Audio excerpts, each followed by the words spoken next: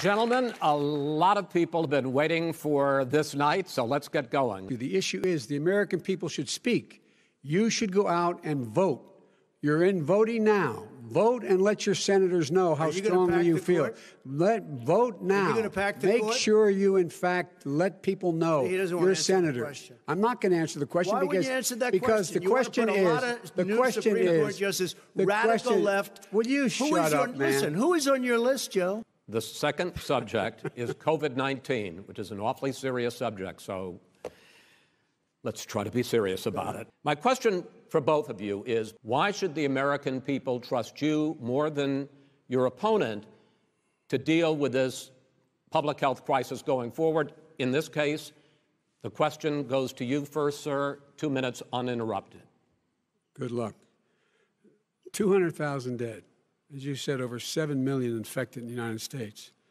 We, in fact, have 4% of the world's population, 20% of the deaths. 40,000 people a day are contracting COVID. In addition to that, about between 750 and 1,000 people a day are dying. When he was presented with that number, he said, it is what it is. Well, it is what it is because you are who you are. That's why it is. The president has no plan. I laid out back in March exactly what we should be doing. And I laid out again in July what we should be doing. We should be providing all the protective gear possible. We should be providing the money the House has passed in order to be able to go out and get people the help they need to keep their businesses open. People that would not be necessarily on my side said that.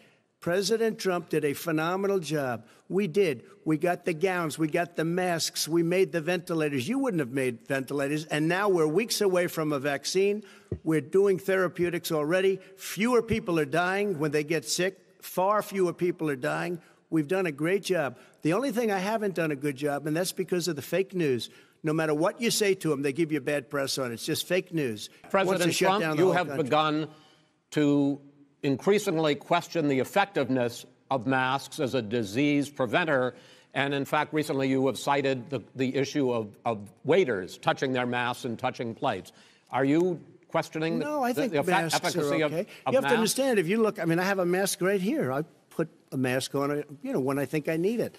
Tonight, as an example, everybody's had a test, and you've had social distancing and all of the things that you have to, but I wear masks when needed. When needed, I wear masks. Okay, let me ask. I don't wear masks like him. Every time you see him, he's got a mask. He could be speaking 200 feet away from it. He shows up with the biggest mask I've ever seen. I will say this. You've already fired most of them because they did a good job. Some people don't do a good job. With you, go ahead. Wait a minute. You get the final word, Mr. Well, it's hard to get any word in with this clown. Excuse me. Hey, let me just tell you. I think that the country would be better served if we allowed both people to speak with fewer interruptions. I'm appealing to you, sir, to do that. Well, and him too. Well, frankly, you've been doing more interrupting than he has. Well, that's all right, but he does plenty. Well, less than, sir, less than plenty. No, less than you have. President Trump, Vice President Biden, it's been an interesting hour and a half. I want to thank you both for participating.